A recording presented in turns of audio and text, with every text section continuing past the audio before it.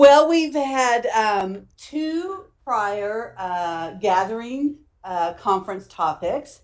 One was leading from the front. That was in October, Jeff Foltz.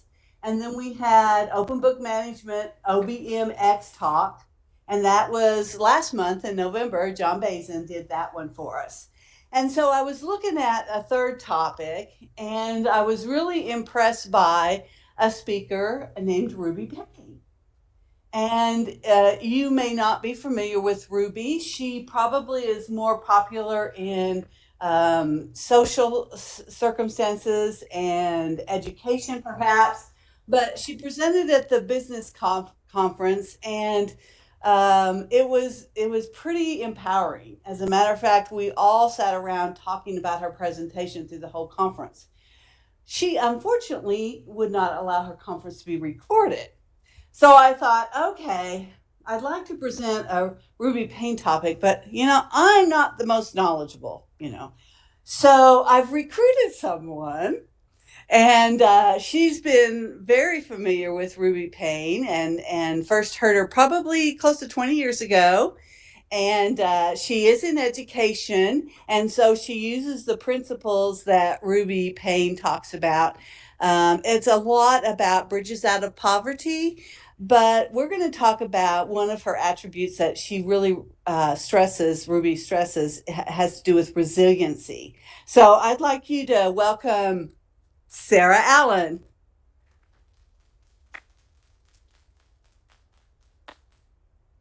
You, Cindy. So I'm Sarah, and Alan's over there. He's my husband. And I've been in education for almost 20 years.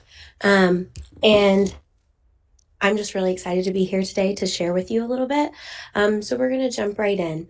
We're going to get started with people plus impact plus experiences equals effectiveness of advocacy, bridges out of poverty, which is basically just a really long way to say that we're going to talk a little bit about resiliency today.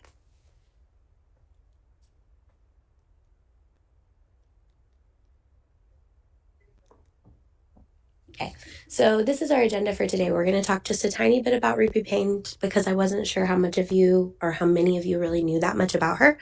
We're going to talk about the frameworks of poverty, the four bridges lenses, resiliency, and how that applies to you guys here in your county offices. Okay, so Dr. Ruby Payne is an American educator and author, and she's best known for her book, Framework for Understanding Poverty, and her work on the culture of poverty and its relation to education. She holds a PhD in leadership and policy studies, and she's a founder of an organization called AHA, which is basically like finding those aha moments that you have whenever you're teaching and connecting with others and being able to build on those. So the frameworks of poverty is like her biggest book, but it's kind of what set her up for all of these other things that she wrote about. So could you do me a favor? Could you turn to just the person next to you and tell them what you think poverty is? I'm going to give you just 30 seconds.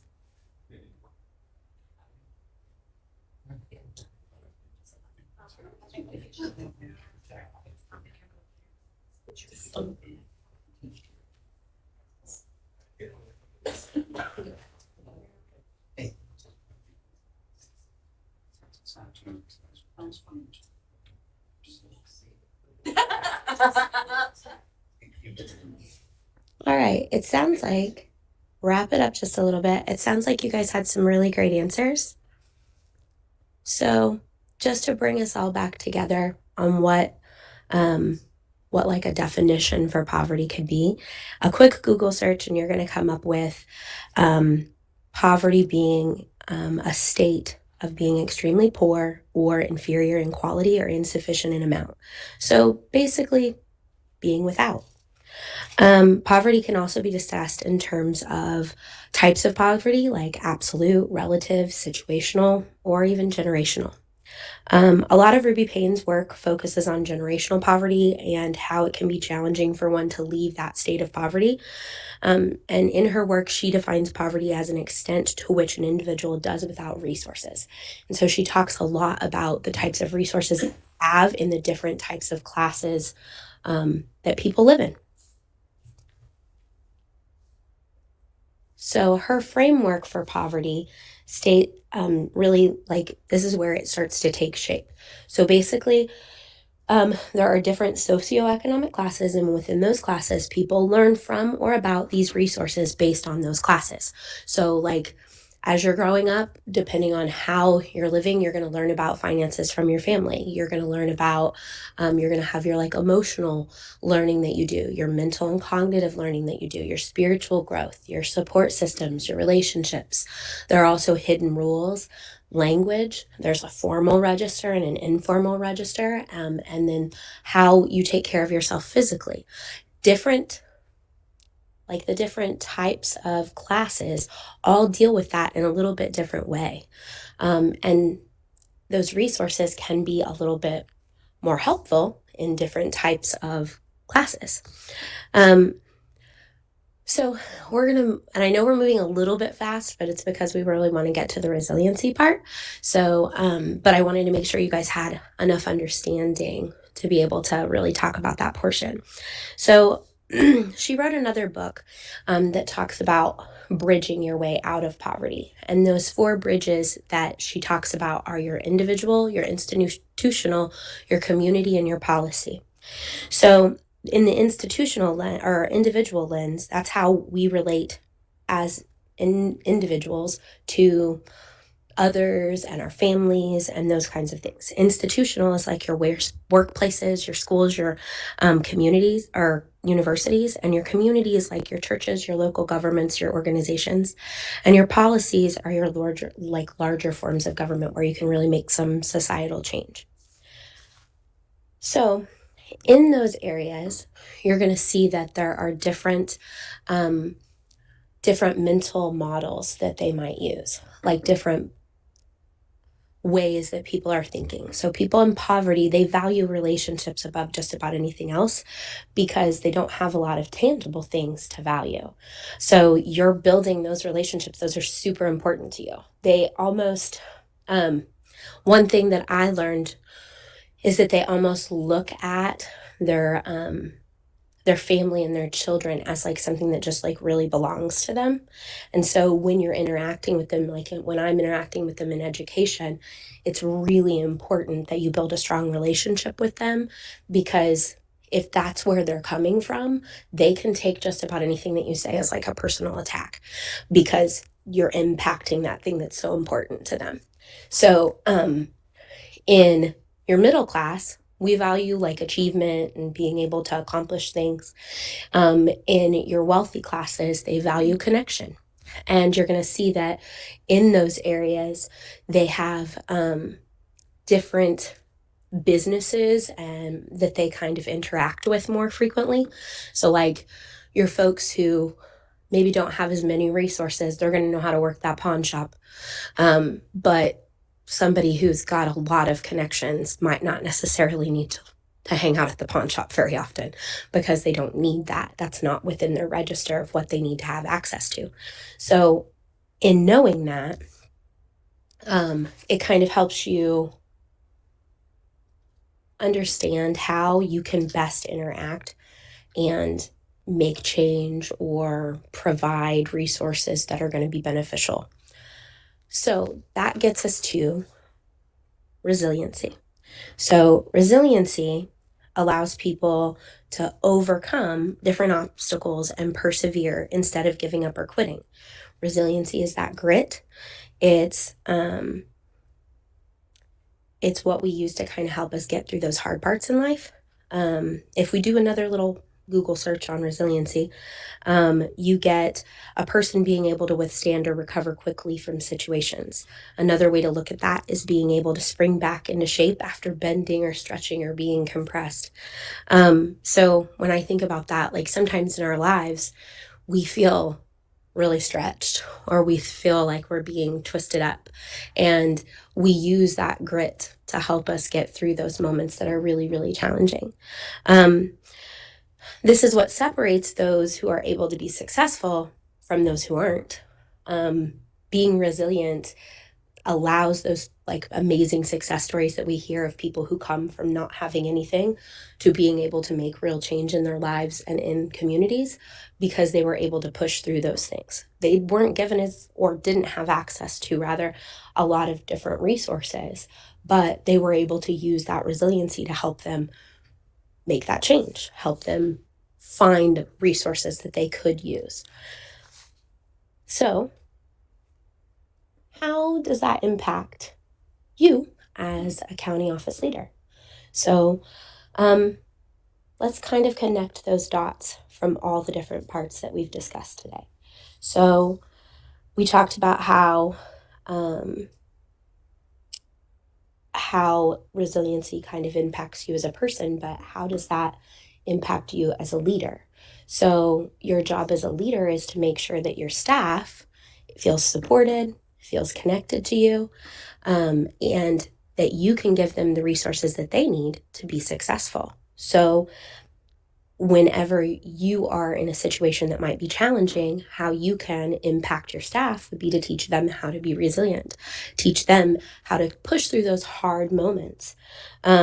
Teams that have resiliency have lower turnover rates. They have time, they can get through those tough times. So like maybe your budget is low and it's skimpy and it's really hard to get through to the end of that quarter, but you can help your office have resiliency by showing them how to maybe stretch those things a little bit further, or pulling themselves up a little bit when times are down. Like that's how you can kind of impact those situations. It's also important for you to know like how to build those relationships depending on where your employees are coming from. So like in my classroom, I know this is a little bit different, but in my classroom, I want to make sure that I know all of my little people and kind of where they're coming from and what life they have so that I know how I can best impact them, because that's basically my job as an educator. I can give them information all day long, but the part that's really important is what I can do to be impactful for them and how I can help them grow. And I can do that best by forming a really good relationship with them and then taking that relationship and saying, ooh, that's a strength. I can help you build that strength. This maybe isn't as much of a strength. This is what I can do to help you build that. How can I help you be resilient in those hard times? Because I do teach kindergarten, so I teach the littlest of the little. So like that thing of things being hard, whew, that's hard on everybody. So they don't like hard very much. So learning how you can get in there with your employees and say, you know what, yeah, this is hard. This is challenging for us both. But this is how I think I could get out of it. What are some things that you think you could add to that so that we can both get out of it together? Like that's lifting you up. That's showing your employees and your staff that you care about their viewpoint, but also you can take where they're coming from and show them another way too. So I think that's really important. So we have to grow our staff in ways that impact them positively at work, but also at home, because a person is not just what they do here at their job. They're also a person outside. So you can learn from your job and be able to transfer that into your personal life, teach them how to be resilient in more than one place. And that positively impacts them not just here or not just in that one bridge, but it impacts them as an individual. It impacts them in their institutional aspect, and it can further impact them in their community. So you're basically that leader that can help show them the way out of where they're at or the state that they're stuck in, because sometimes we all get a little bit stuck. So finding a way to move through that can be really helpful.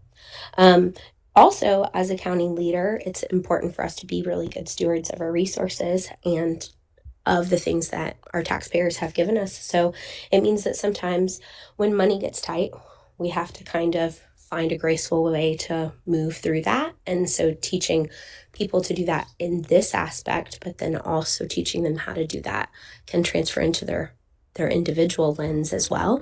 And so then you're not just impacting one area, you're impacting multiple and providing them with a lot of resources that they can then use for their whole life, not just one little tiny bit.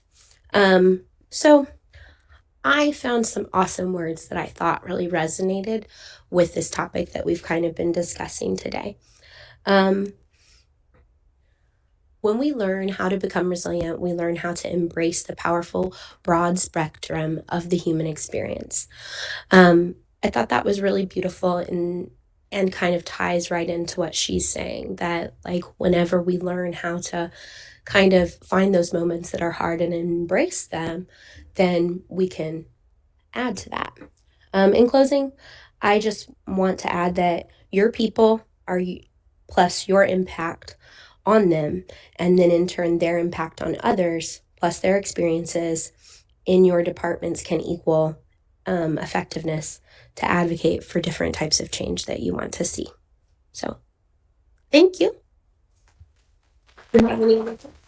Do you have any questions? It's an interesting topic. It's an interesting topic. I think Ruby Payne has written over 40 books, and a lot of it is pathways out of poverty or understanding poverty.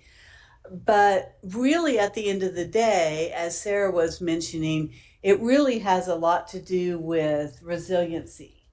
And what is my favorite saying from the great game? You gotta wanna. You gotta wanna. And that is resiliency. So we are in the last week of the year. We're all going to be, can I say, busting it? Yeah, we're all going to be busting it this week. And it's going to be really busy and it's really going to be hectic. But just kind of keep in your mind that we're going to get through this together because we're working together on it. And we'll be resilient at the end. And then we have a beautiful new year. We start fresh. And then the pace never really slows down, does it? I'm looking at you guys. It never does slow down, does it? Ramping up. Here we go. We're going to wrap it up again. Yeah. So how do you feel that you could use resiliency either in your workplace life or your home life? What do you feel that you could do? You know, a lot of people will do New Year's resolutions. How about let's just commit to being resilient? Let's get the job done. Let's see it to the end. Let's find a solution. Let's carry on. Let's overcome. How does that sound? Does anybody have an example they'd like to share? You're laughing, but you're not coming up with anything.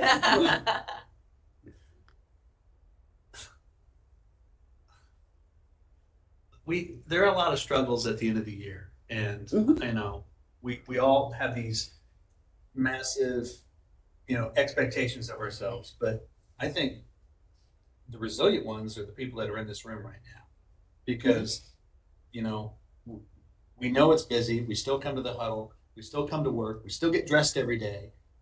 The little victories that we have, we sometimes ignore them.